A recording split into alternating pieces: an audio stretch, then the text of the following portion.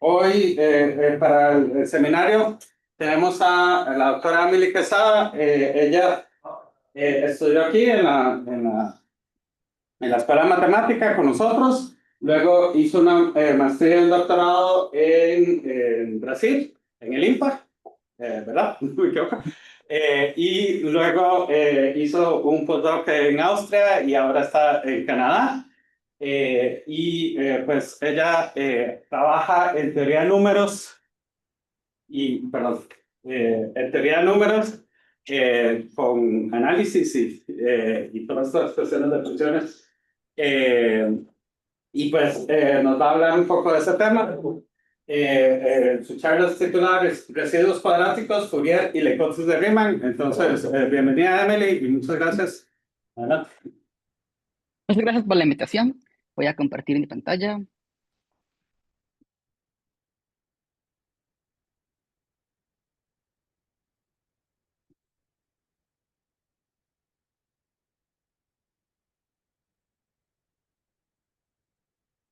¿Se puede ver mi pantalla?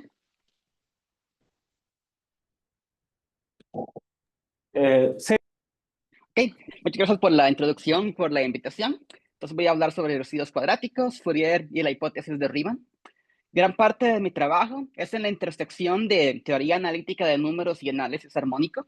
Y mi objetivo de hoy es mostrar cómo podemos construir un puente entre estos dos mundos y cómo utilizar este puente nos puede llevar a mejorar los resultados de nuestros problemas.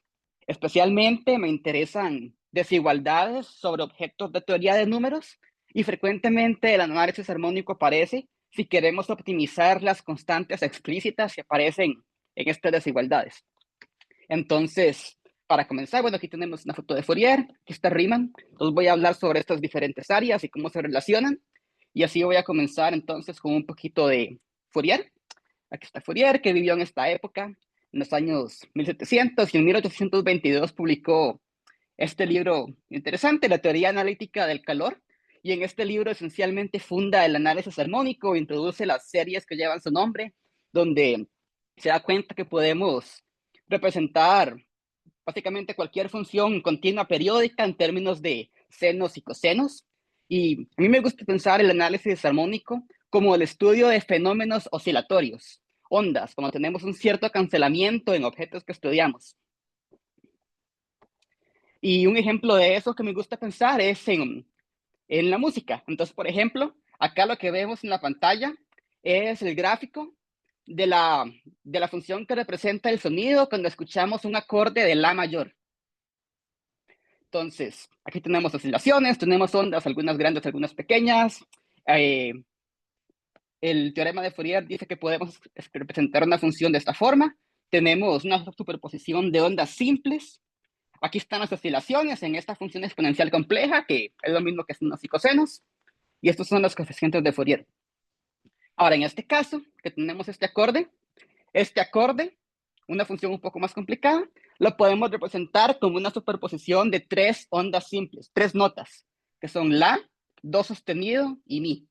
Cada una de esas tres notas tiene su cierta frecuencia, la podemos representar como una función sencilla mediante un seno, y al sumar esas tres notas obtenemos exactamente esta expresión más complicada. Aquí ya podemos ver que hay un cierto cancelamiento, donde hay lugares más pequeños y otros momentos en donde más bien se acumulan y tenemos objetos más grandes. Y estas ideas ya nos muestran algunas de las ideas que están en el análisis armónico en general. Ahora, el objeto con el que yo trabajo de transformada de Fourier, en lugar de trabajar con funciones periódicas en un intervalo compacto, yo trabajo en la recta completa. Y en la recta completa igual podemos definir la transformada de Fourier de esta forma. Para cualquier función, no necesariamente periódica, siempre y cuando la función sea integrable, tiene sentido. Aquí igual tenemos las oscilaciones y podemos definir la transformada de Fourier para cualquier número real, para cualquier función, L1 integrable. Y tenemos el teorema de inversión de Fourier, que igual con el caso discreto de senos y cosenos, podemos regresar a la función original como igual una superposición de las ondas simples, veces los coeficientes de Fourier. Antes teníamos una serie infinita, en este caso continua, en lugar de una serie se convierte en una integral, pero es el mismo concepto. Y este es el teorema de inversión de Fourier, siempre cuando las dos funciones sean integrables, esta igualdad vale en casi todo punto. Entonces, estas dos ecuaciones se parecen mucho. Aquí debería haber un más, pero fuera de eso se parecen mucho. Hay una dualidad entre la función y su transformada de Fourier, y explorar esta dualidad es un problema interesante desde el punto de vista de análisis armónico puro. Queremos ver cómo es esta dependencia entre una función y su transformada de Fourier, hasta qué punto podemos controlar uno en términos de la otra. Y esto es lo que llamamos incertidumbre de Fourier, que hay un montón de formas de cuantificarlo cuantitativamente y cualitativamente en la literatura. Una forma sencilla de expresarlo es que la masa de una función y su transformada de Fourier no se pueden los dos concentrar cerca del origen. Entonces hay unos ciertos límites de qué tanto podemos controlar libremente una función y su transformada de Fourier.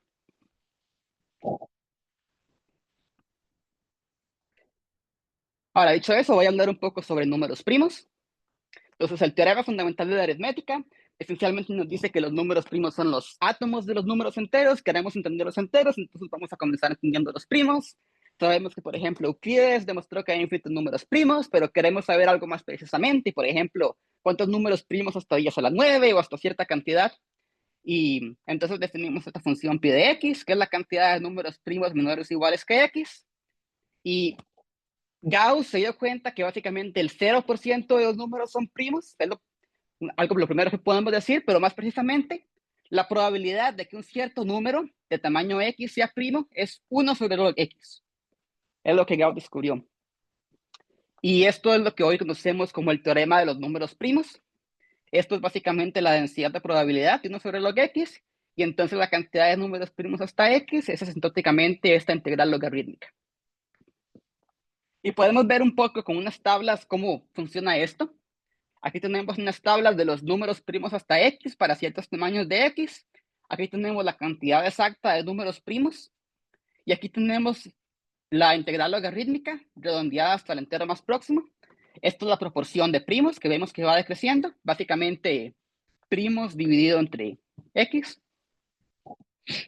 Y algo interesante que vemos acá es que esta aproximación es bastante buena. Lo que vemos en azul son los dígitos que coinciden en estas dos cantidades.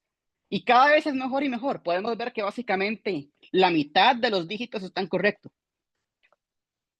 Y esto no es una coincidencia. Esto de hecho es lo que estamos viendo acá. Estamos viendo la hipótesis de Riemann. La hipótesis de Riemann esencialmente nos dice esto, que esta aproximación es correcta en básicamente la mitad de los dígitos. Entonces lo podemos ver acá justamente en esas tablas.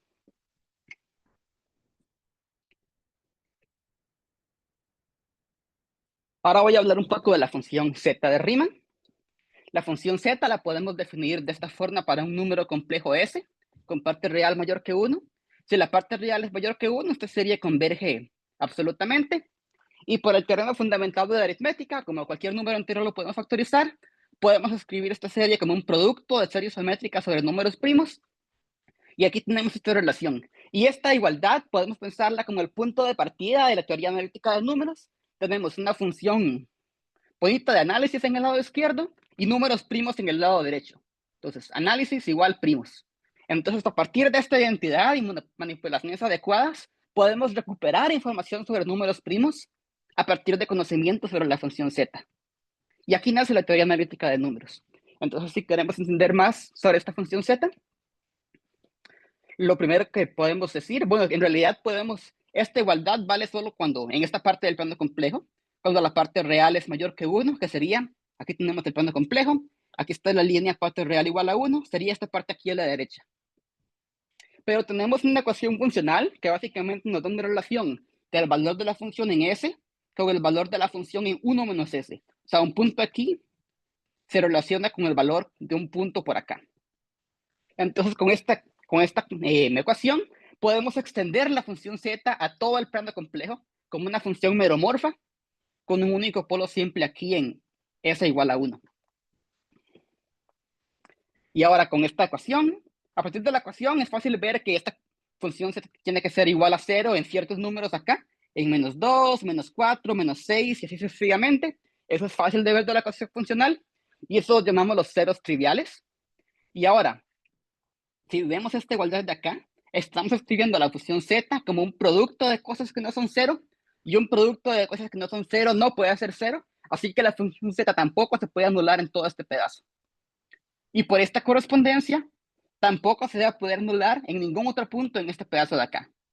Así que todos los demás ceros de la función z tienen que estar en esta región de aquí, con parte real entre 0 y 1. Esto es lo que llamamos la faja crítica. Y esto ya lo sabemos, lo podemos demostrar hoy. Y ahora lo que Riemann conjeturó es que en realidad los ceros tienen que estar aquí, justo a la mitad de la faja crítica, en lo que llamamos la línea crítica, que es la línea con parte real igual a un medio. Es como el eje de simetría de esta relación acá. Y eso es la hipótesis de Riemann.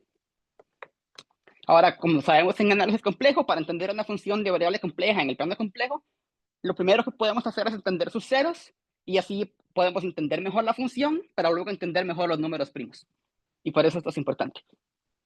Ahora, hay ciertas generalizaciones de la función z, como lo que llamamos las L-funciones de Dirichlet, que podemos originalmente definir de esta forma. Es una definición parecida, pero ahora tenemos esta función acá especial, Chi de n. Esto es lo que llamamos caracteres de Dirichlet, y básicamente lo podemos pensar como una función completamente multiplicativa y periódica sobre los enteros. O sea, básicamente, Chi es una función que satisface dos cosas. Que Chi de AB es igual a Chi de A por Chi de B para todos los enteros A y B. Y dos, Chi de A más Q es igual a Chi de A para todos los enteros A y para un cierto específico Q, número entero, número natural Q. Entonces tenemos estas dos propiedades bonitas. Y como tenemos un comportamiento bueno con la multiplicación, entonces todavía tenemos una factorización bonita como antes. Así que todo lo que sabemos sobre la función z relacionado con productos sobre números primos, también funciona acá, con esta función que puede capturar una estructura especial que puede ser útil para otros problemas. Inicialmente, Dirichlet lo introdujo para entender números primos en progresiones aritméticas, pero tiene muchas otras aplicaciones y hay otras generalizaciones de generalizaciones. Vamos a concentrarnos en esto. Y igual que la función z, las propiedades analíticas son similares, se pueden extender a funciones enteras o meromorfas, que satisfacen una cierta ecuación funcional. Y existe una hipótesis generalizada de Riemann. La hipótesis generalizada de Riemann nos dice que todos los ceros no triviales de esta función también tienen parte real igual a un medio. Esa es la hipótesis generalizada de Riemann.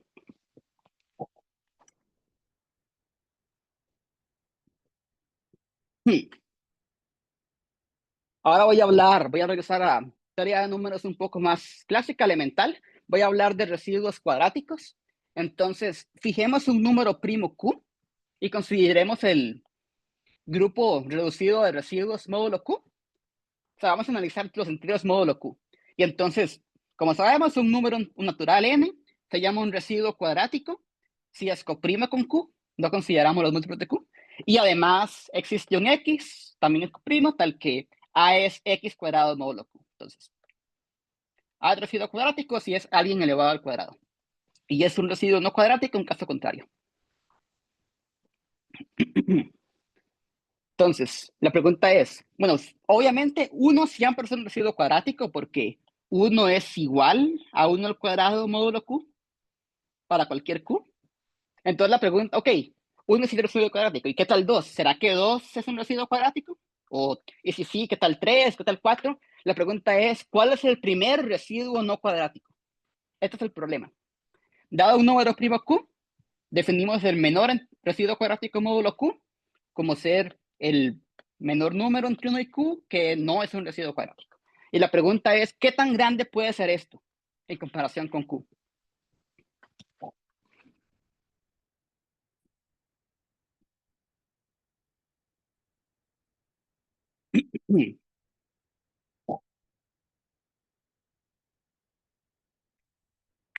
Ahora, una técnica básica para entender los residuos cuadráticos es lo que llamamos el símbolo de Legendre en teoría de números. Entonces, si Q es un número primo, el símbolo de Legendre lo podemos definir en enteros, lo notamos de esta forma. Va a ser igual a 1 si n es un residuo cuadrático, menos 1 si n es un residuo no cuadrático, y 0 si n es un múltiplo de Q. ¿Ok? Entonces, 1 menos 1 o 0. Y este símbolo de leyenda tiene dos propiedades muy importantes. Resulta que es totalmente multiplicativo.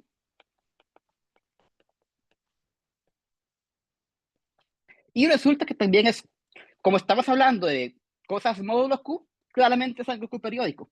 Q de n más Q es igual a Q de n. Y estas son exactamente las dos propiedades que hablamos antes de caracteres de Dirichlet. Entonces, tenemos dos propiedades, es totalmente multiplicativo y es Q periódico. Y en particular, esto es un carácter de Dirichlet módulo Q, como lo definimos hace un ratito. Como es un carácter de Dirichlet, podemos definir la función asociada al símbolo de Legendre. Como sabemos, esto codifica la información de residuos cuadráticos. Y entonces, definiendo este objeto analítico, tenemos información de residuos cuadráticos codificada por medio de esta función. Y como antes, entonces ahora podemos esperar que con manipulaciones de esta función podemos recuperar información de residuos cuadráticos.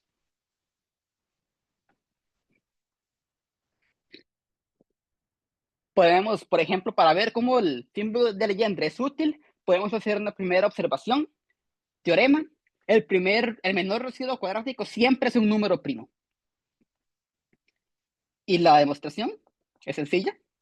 Supongamos por contradicción que no. Supongamos que el menor residuo cuadrático lo podemos factorizar. Y ahora apliquemos el símbolo de Legendre. Como es totalmente multiplicativo, esto es Q de A por Q de B. Esto siempre es 1 menos 1 o 0, como es comprimido todo es 1 menos 1. Esto por definición es no cuadrático, esto tiene que ser igual a menos 1. Ahora tenemos el producto de dos cosas que son iguales a menos 1, entonces alguna de estas dos tiene que ser igual a menos 1 necesariamente. Pero A es menor que esto, y esto es una contradicción, porque dijimos que NQ es el menor residuo no cuadrático, así que esto no lo pueden ser, así que no puede ser menos 1, contradicción. Por lo tanto, tiene que ser un número primo. Esto es interesante, porque entonces, en teoría analítica de números, nos gusta estudiar series, sumas, y hacer estimaciones sobre sumas. Eso es lo que teoría analítica de números hace esencialmente. Entonces, si sabemos que es un número primo, estudiar cosas como sumas sobre números primos de Q de P nos puede dar información sobre el menor residuo no cuadrático. Aquí tenemos objetos que pueden ser atacados por teoría analítica de números. Y aquí tenemos lo que queremos entender. Aquí tenemos una conexión entre números primos, residuos cuadráticos y estos objetos. Y de hecho, la forma para entender sumas sobre números primos, como dijimos antes, es con manipulaciones sobre la función z o sus generalizaciones. En particular, aquí es donde la L-función asociada al símbolo de Legendre entra en juego para entender ese tipo de objetos. Y por eso es que está esta relación entre función z, L funciones y residuos cuadráticos y no cuadráticos, a partir de esta observación de aquí.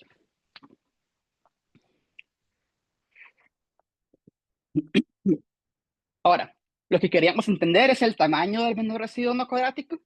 Sabemos que es un número primo y conversamente para cualquier número primo siempre existe algún otro primo tal que NQ es ese primo. O sea, NQ puede ser arbitrariamente grande.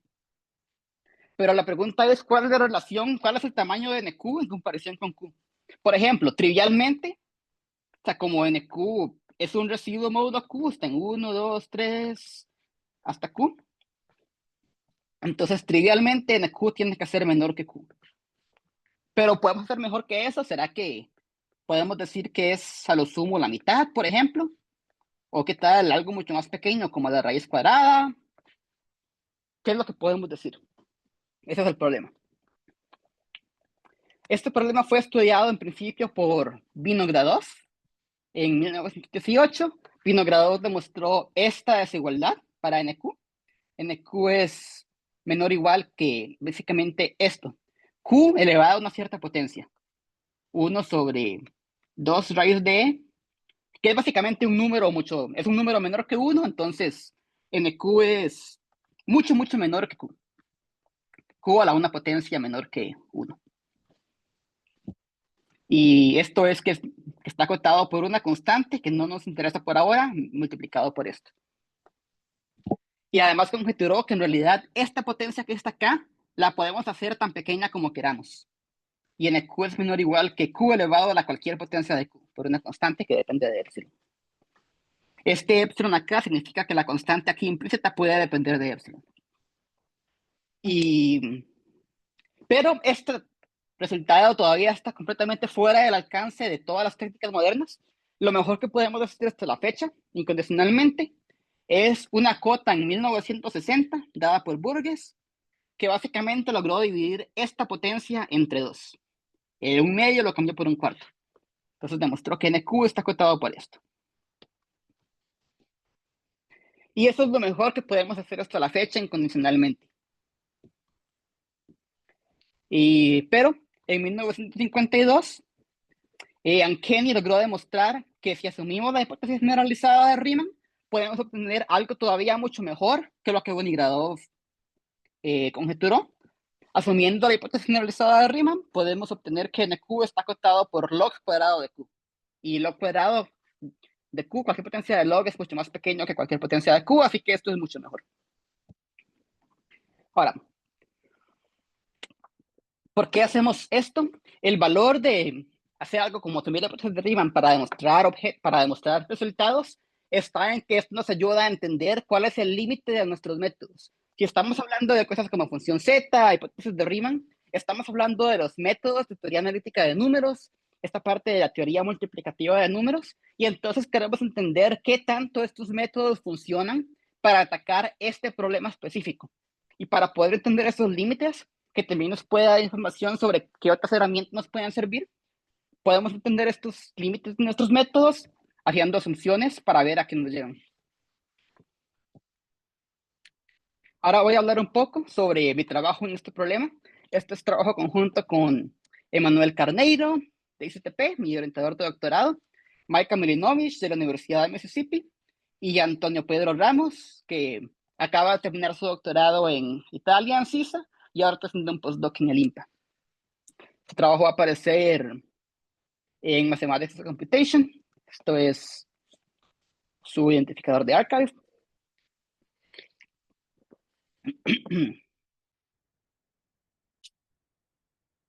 Entonces, la conjetura, lo mejor que podemos hacer, incluso demostrándola, incluso asumiendo la hipótesis de Riemann, es log cuadrado de Q.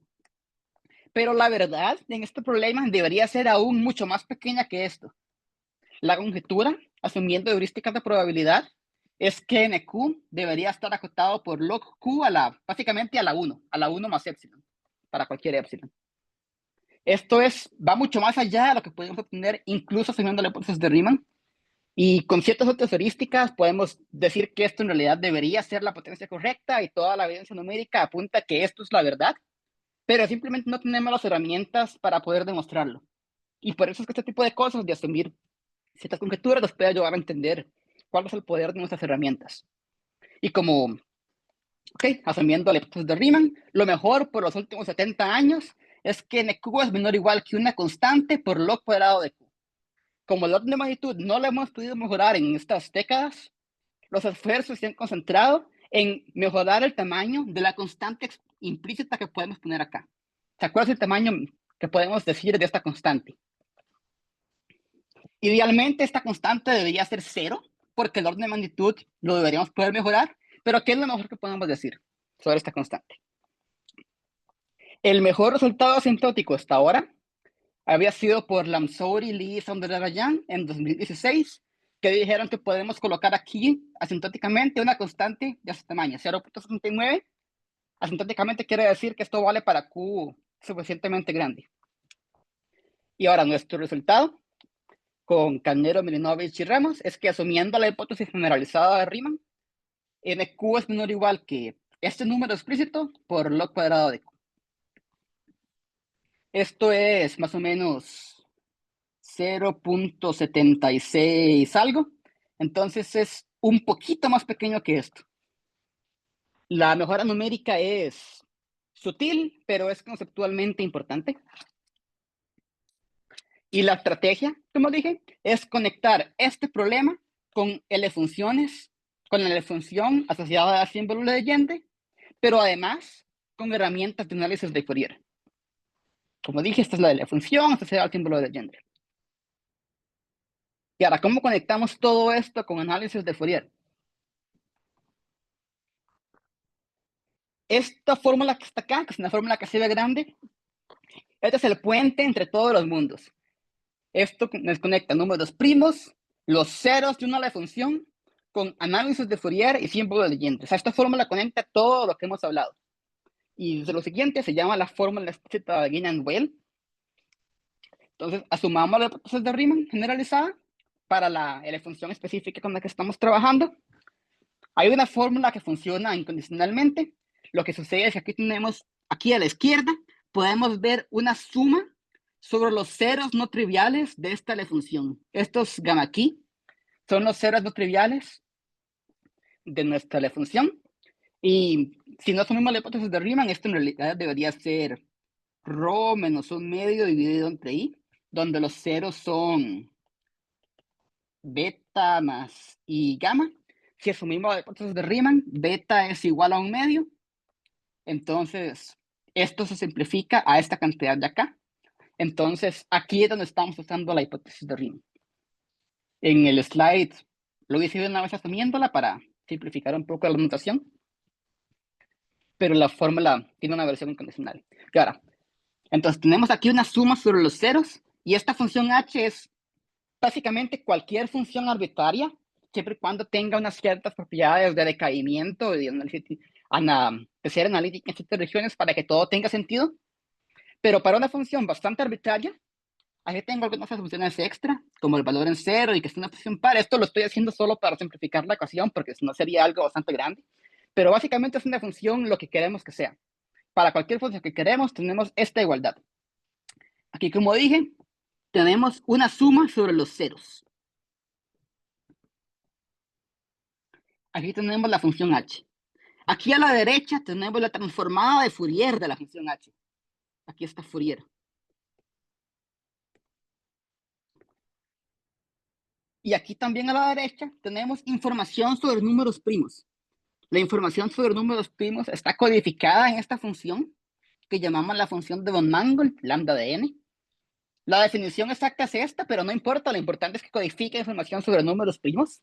La definición es que es igual a log p si es una potencia de primo y 0 en caso contrario, pero lo importante es que una función que hace bulla cerca de los números primos y hace silencio lejos de ellos. Así que nos ayuda a detectar los primos.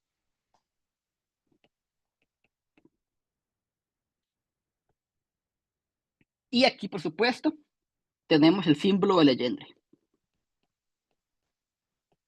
O sea, aquí, en este key, está la información sobre residuos cuadráticos.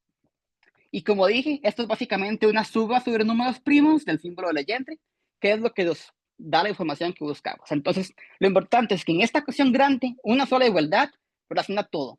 Ceros de la función, primos, residuos cuadráticos y análisis de Fourier.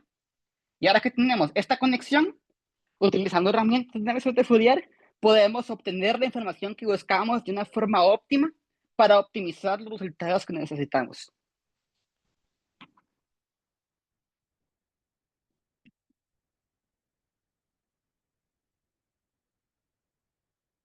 Esta fórmula es el punto de partida de muchos papers en la intersección de teoría crítica de números y análisis armónico.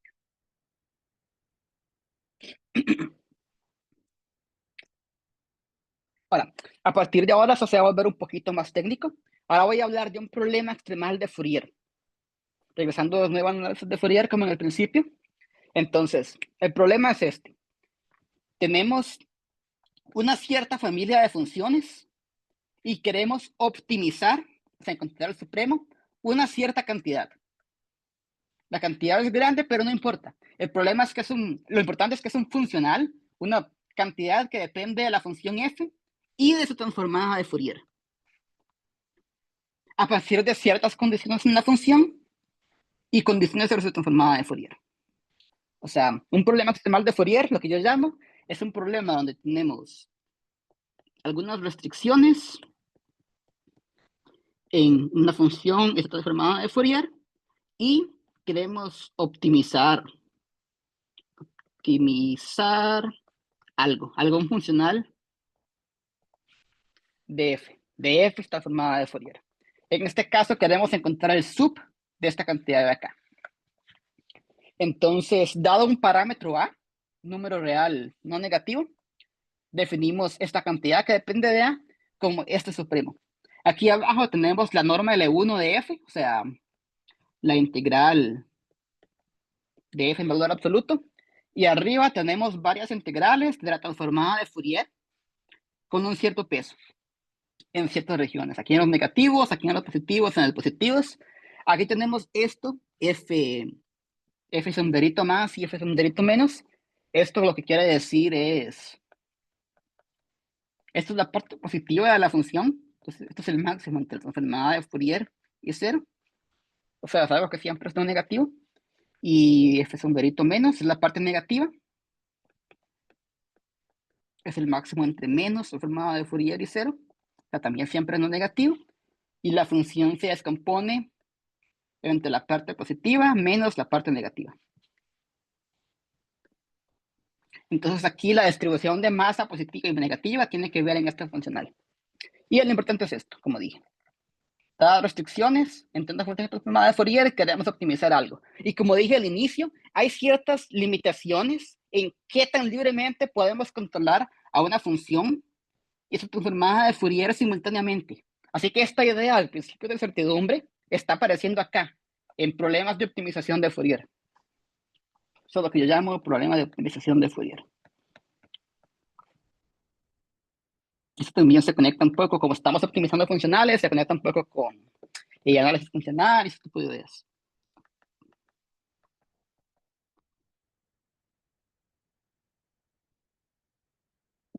Ok, tenemos este problema acá. Es un problema de análisis armónico puro. No tiene en sí nada que ver con teoría de números, que es lo que quiero dejar acá. Y podemos estudiar este problema. Podemos encontrar el supremo exacto como una, es decir, el número es bla.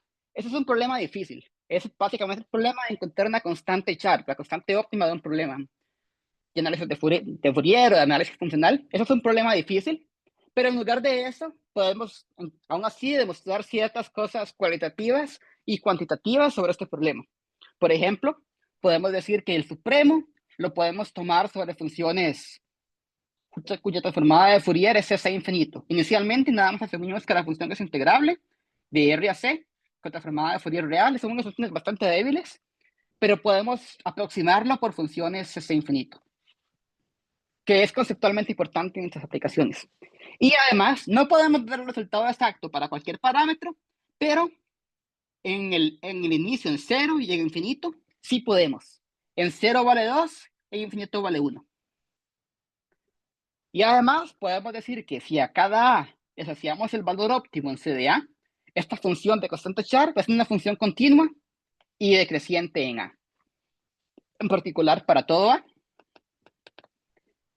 C de 0 va a ser el valor máximo.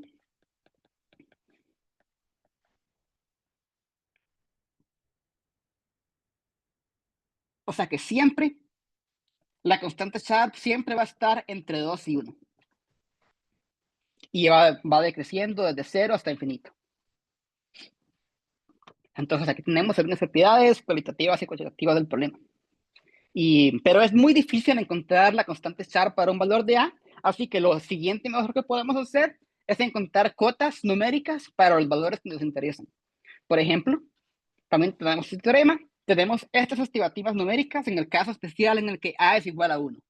Lo podemos hacer para cualquier valor de A de nuestros algoritmos, pero este es el caso que estoy hablando acá porque es el que más nos interesa para nuestras aplicaciones.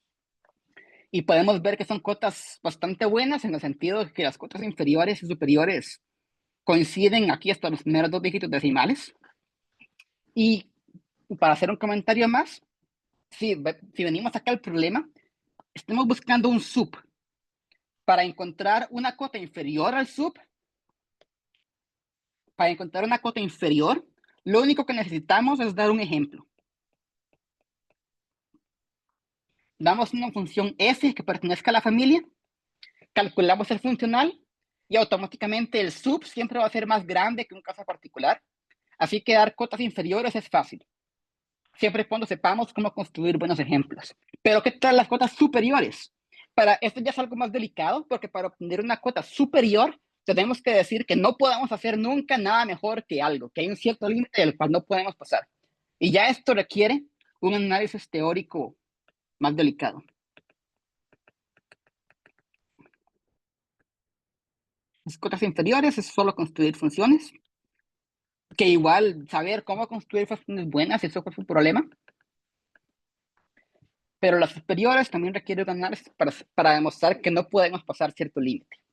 Ok, y ahora, ¿por qué estoy hablando de esto? Nuestro teorema en realidad lo que nos dice es esto. Regresemos entonces a residuos cuadráticos. Nuestro teorema es que si asumimos la hipótesis generalizada de Riemann, podemos acotar NQ de esta forma. Esta es la constante. Y la constante que colocamos acá es justamente la constante que aparece en nuestro problema de optimización con A igual a 1. Entonces, en esta desigualdad de acá, tenemos la conexión entre un problema puramente de teoría de números con un problema puramente de análisis armónico. Y esta es la relación entre los dos mundos. Y como dije, la principal herramienta es aquella fórmula grande de la que hablé. Y a partir de esas estimativas numéricas superiores e inferiores de este problema, queremos aquí una cota superior, este es el inverso recíproco, entonces podemos colocar este número de acá. Esto estaba mejorando el 0.79 de Lamsoudi, Leeds, Andorra-Rayán. Y entonces no solo estamos mejorando esta cantidad, también estamos diciendo que como estamos dando cuotas superiores e inferiores, también hay un cierto límite del cual este método no puede pasar. Entonces, esta es nuestra constante y esto es un límite esencial del método. Así que estamos básicamente llegando al límite numérico de este método. Y el hecho de que damos este tipo de cotas, esto es algo nuevo en nuestro trabajo. Es la primera vez que se dan desigualdades para entender ese tipo de límites en estos métodos.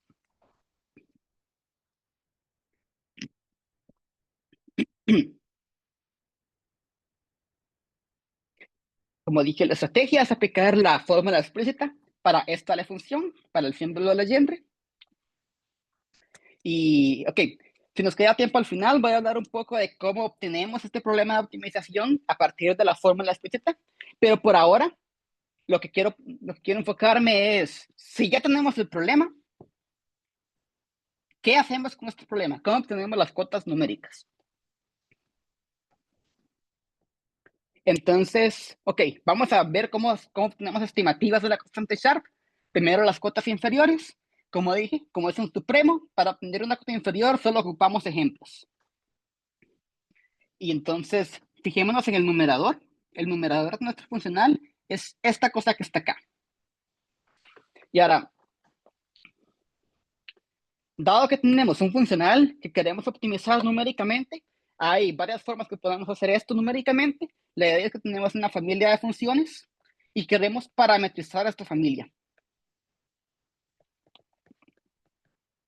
Es decir, aproximamos esta familia por espacios vectoriales de dimensión finita, que en principio queremos que aproximen la familia completa cuando la dimensión va para infinito, y si tenemos un espacio vectorial finito, se convierte en un problema de optimización finito que ya podemos hacer en la computadora. Ahora, un ejemplo, para eso tenemos que elegir cómo parametrizar esto, cómo elegir una familia de funciones. Hay varias formas de hacer una literatura. Por ejemplo, un ejemplo común es tomar funciones que son polinomios veces gaussianas. Esto es bonito porque la transformada de Fourier de una función así también es un polinomio veces una gaussiana. Ya que la transformada de Fourier de una gaussiana es la misma gaussiana, el mismo vale con polinomios. Es un polinomio diferente en este caso, pero entonces tenemos una forma bonita de representar a las dos funciones. Y esto es interesante porque esto forman las funciones de esta forma, generan el espacio L2 de R cuando la dimensión del polinomio, cuando el grado del polinomio va para infinito. Entonces aquí tenemos un ejemplo de un espacio vectorial de dimensión finita, donde la dimensión es el grado del polinomio, esencialmente, tal vez más uno.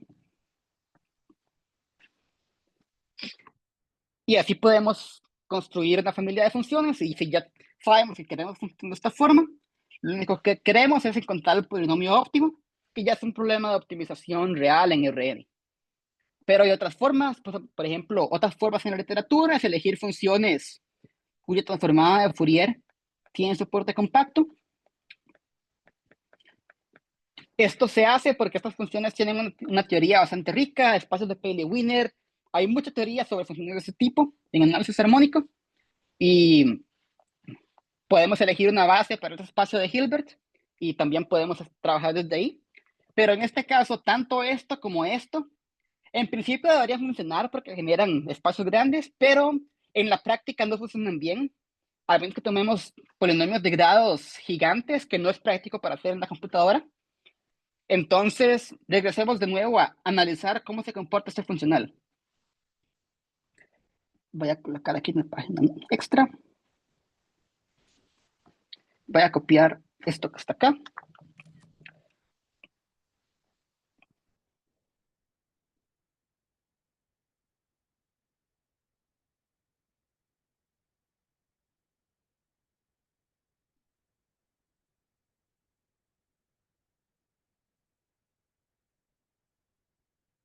Y voy a colocar esta imagen.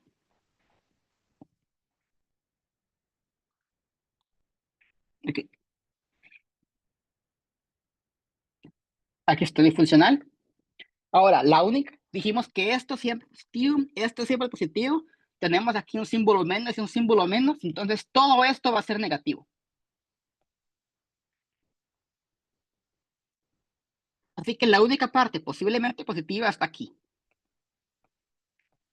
Así que si queremos optimizar este funcional, queremos hacer que esto sea la cosa más grande posible y que esto sea pequeño y esto sea pequeño. Y si vemos la integral, esto está entre menos infinito y cero, o sea, los números reales negativos.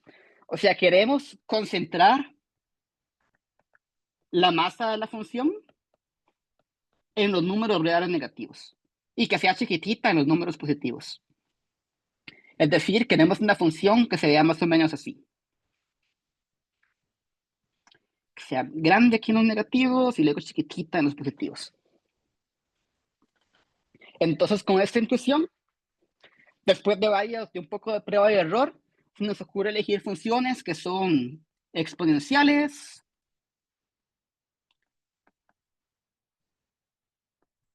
y los truncamos en los números negativos multiplicados por potencias de x.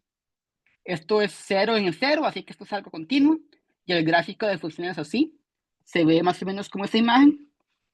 Se ve así. Es un exponencial. Y es 0 aquí.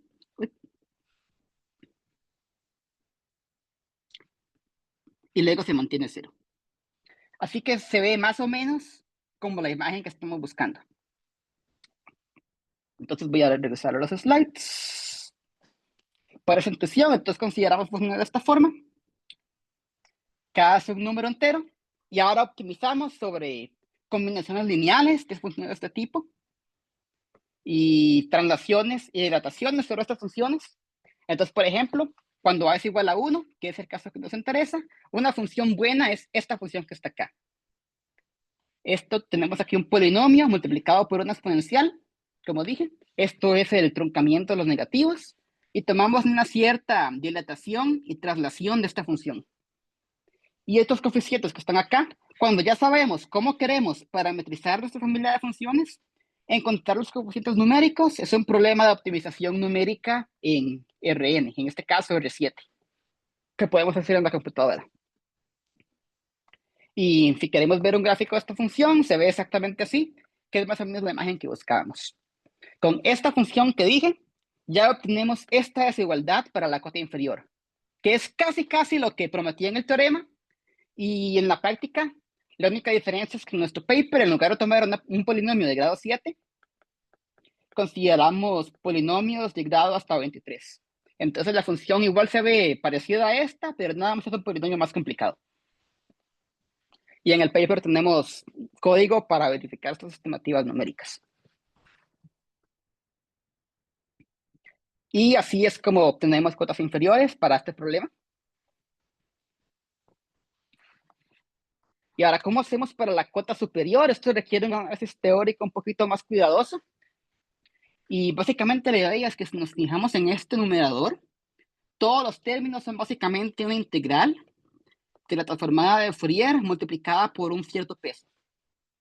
Tenemos una cierta restricción acá, los negativos o positivos, pero esto es solo multiplicado por una función característica, así que todo de esta forma. Y el teorema de la multiplicación en análisis de Fourier nos dice que podemos pasar transformada de Fourier para el otro lado. Esto es igual a F por G transformado. Y aquí esto lo podemos estimar en valor absoluto. Esto es menor o igual. Sacamos el supremo. Esto es menor o igual que la norma L1 de F multiplicado por el supremo de lo que sea que está acá. Y así obtenemos una desigualdad sencilla. Esta norma L1 es exactamente la que ocupamos acá. Y obtenemos aquí alguna cosa. Para que este argumento funcione, ocupamos tener mucho cuidado. Básicamente ocupamos una cierta función auxiliar que satisfaga unas ciertas desigualdades para poder decir que este numerador sea menor o igual que algo que podemos escribir de esta forma.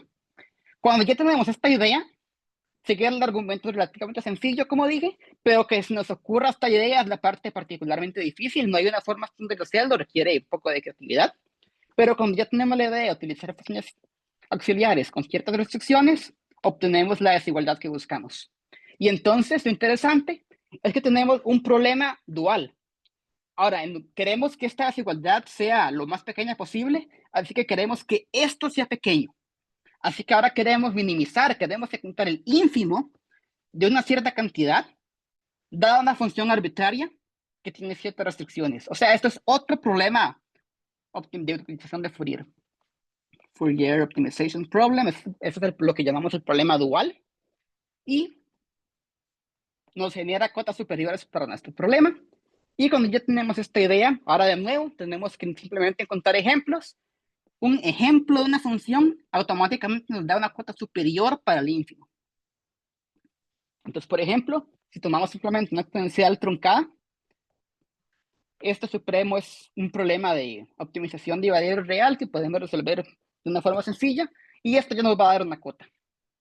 Y con funciones más complicadas, a partir de ideas de este tipo, conseguimos funciones de este tipo, por ejemplo, que luego los parámetros los optimizamos computacionalmente, y de esta forma podemos generar cotas superiores, que, como dijimos, las cotas superiores se parecen mucho a las cotas inferiores, así que básicamente llegamos al límite del método.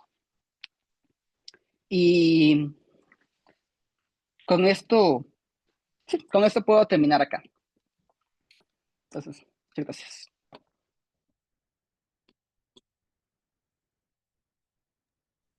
Gracias.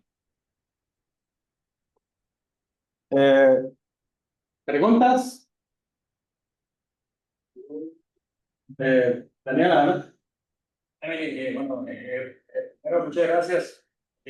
Una pregunta digamos, ustedes están buscando una cuota superior para NQ, ¿verdad? Y la cuota superior la dan en términos de 1 entre C1 al cuadrado más otras cosas, ¿verdad? Ajá. En ese caso, lo único que les interesa es una cuota inferior para C1, ¿verdad? Ajá. Y Sí. lo que tengo es que ahí lo que va a ser es un ejemplo. Sí. Entonces, digamos, este análisis del dual es solamente para mostrar como que este límite, digo, como que este método ya se llevó Sí, al límite. exactamente. Exactamente, sí. Ok, está muy lindo el resultado. Gracias. ¿Más preguntas?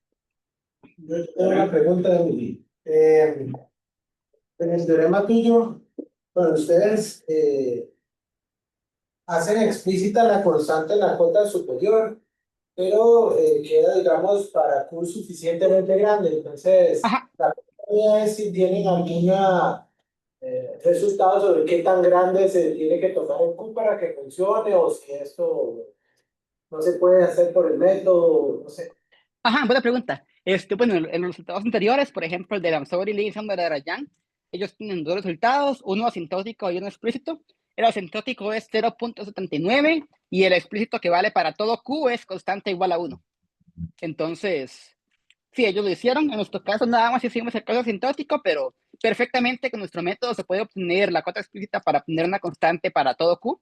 Nada más requiere mucho más trabajo que no nos enfocamos en este paper, pero perfectamente lo podemos hacer. No hay ningún obstáculo ni nada así. Tal vez parte de la dificultad es que como estamos trabajando con cosas explícitas, con funciones que son muy complicadas, el análisis computacional, digamos, numérico, se puede volver bien complicado. Tenemos que trabajar con estas funciones que son como polinomio de grado 23, polinomio exponencial. Entonces simplemente es algo de que va a ser algo bastante grande, digamos, pero se puede hacer. Gracias. ¿Más preguntas? Bueno. Juan Pablo, adelante.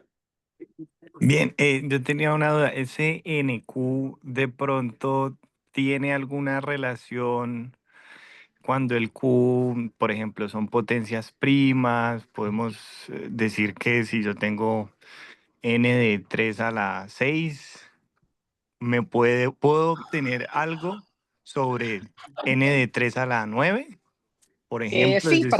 Sí, cuando tu número entero tiene... suena un toque.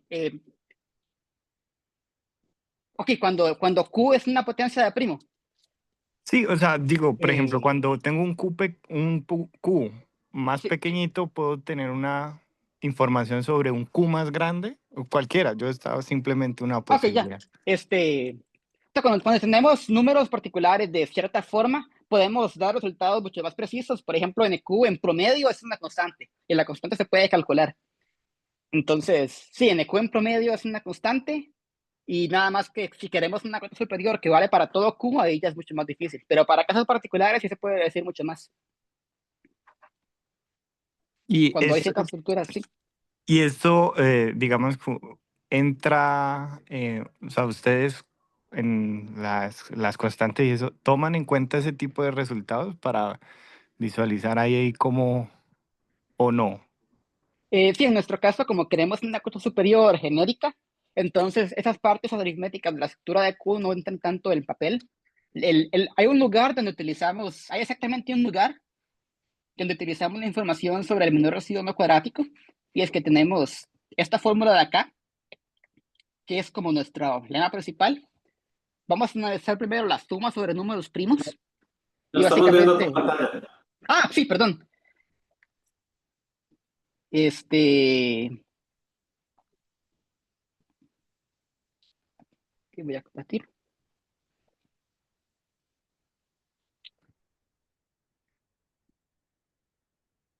Gracias.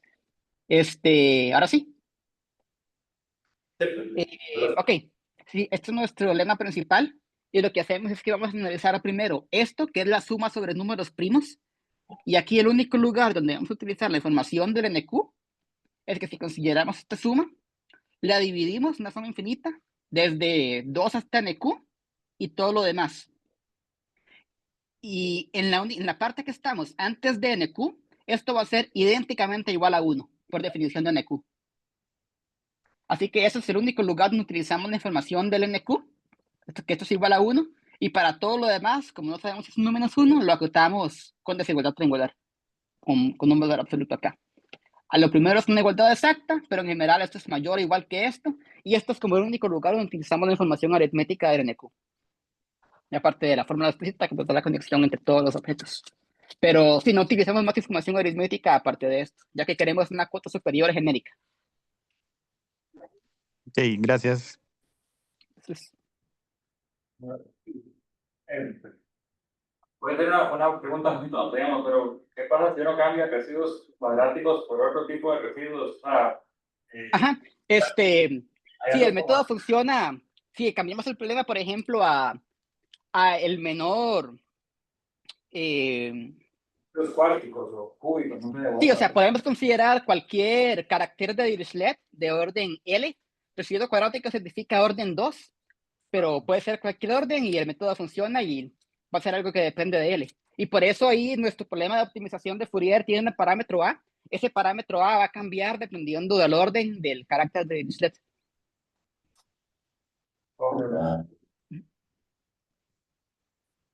Si no hay más preguntas, yo tenía una.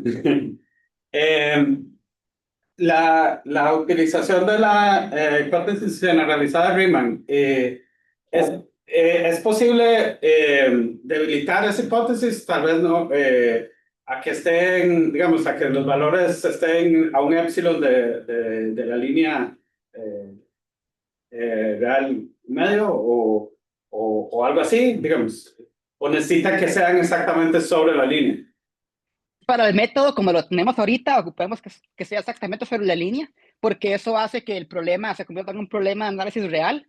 Ya la función h va a ser una función h de gamma, donde gamma es el punto sobre la línea. Y si no asumimos la hipótesis de Riemann, ese gamma ya no va a ser un número real, va a ser un número complejo. Así que la naturaleza del problema se convierte en un problema de variable compleja. Y de hecho, un problema que estoy pensando ahorita acá con mis profesores en Nedrich es, ¿qué podemos decir de ese tipo de métodos cuando debilitamos un poco el proceso de Riemann? Porque ya existen resultados que nos dicen que para cualquier epsilon, el 100% de los ceros están a un epsilon de la línea crítica. Entonces, la pregunta es si podemos utilizar estos resultados combinados con este tipo de métodos de análisis armónico para obtener cosas así. Lo estamos pensando. ¿Es difícil? Tal vez sí. Perfecto. Bueno, creo que no hay más preguntas. Entonces, un par de anuncios antes. Nada más, bueno, la próxima semana en el coloquio habla Leo Cotto, o Eduardo Cotto, nunca sé cuál es, por cualquiera, bueno. Y en 2 semanas, aquí en el seminario, vamos a tener a Ingrid Martínez, que es de la Universidad de El Salvador, es la primera mujer graduada en matemática, doctorado de una universidad centroamericana. De hecho, creo que es la primera persona graduada de doctorado en matemáticas en una universidad centroamericana, si no me equivoco. Entonces, espero verlos en las próximas semanas. Y de nuevo, Emily, muchas gracias. Agradecemos todos a Emily. Muchas gracias.